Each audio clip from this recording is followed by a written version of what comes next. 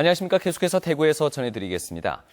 대구와 경북 지역은 오늘 대체로 맑은 가운데 낮 최고 기온이 대구와 구미가 22.3도, 안동이 22.2도, 포항이 19.2도 등으로 어제보다 3도에서 6도가량 높았습니다.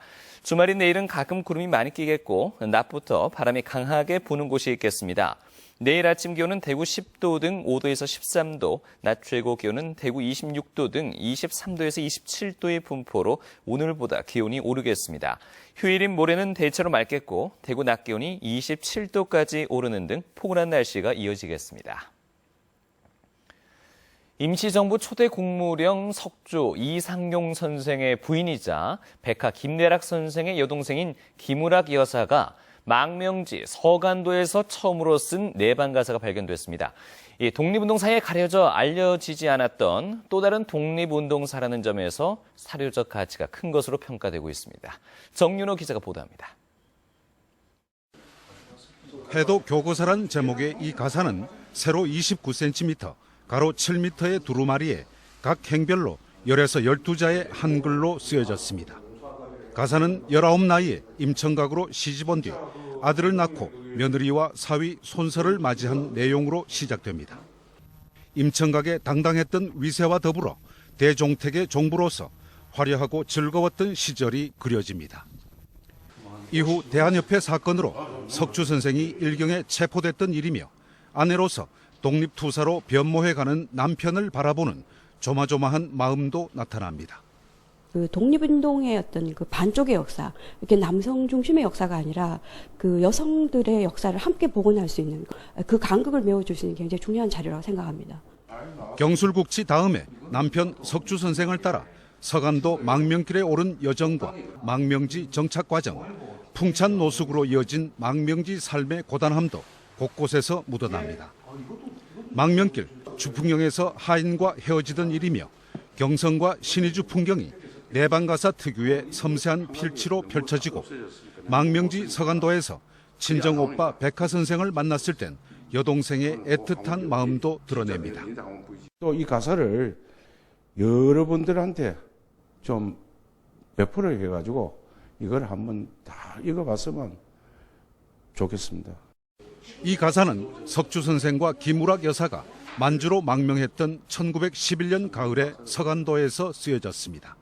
만주 망명지에서 적힌 가사들 중에서 이 본작품은 가장 이른 시기에 창작된 것이기 때문에 그 가치가 탁월하다고 볼 수가 있습니다.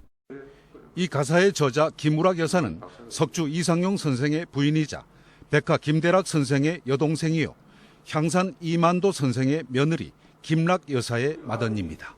MBC 뉴스 정윤호입니다. 권영진 대구시장은 오늘 오후 4시부터 대구시청에서 20대 총선 대구 지역 당선인 12명과 정책 간담회를 열고 있습니다. 오늘 간담회에서 권 시장은 영남권 신공항과 K2 이전, 내년 국비 확보 등 대구 지역 주요 현안을 설명하고 대구 국회의원들의 협조를 부탁했습니다. 특히 부산시장과 부산 지역 정치권이 신공항 문제를 정치적 화두로 삼아 여론몰이에 나서고 있는 만큼 이에 대한 대구 정치권의 역할과 대처 방안에 대한 논의가 활발하게 진행되고 있습니다. 더불어민주당 김종인 비상대책위원회 대표가 총선 이후 처음으로 오늘 대구를 찾아 김부겸 당선인을 비롯해 대구와 경북 지역 20대 총선 출마자들과 오찬 간담회를 갖고 총선에서 선전해준 데 대해 고마움을 전하고 대구와 경북에서의 더민주 역할을 논의했습니다.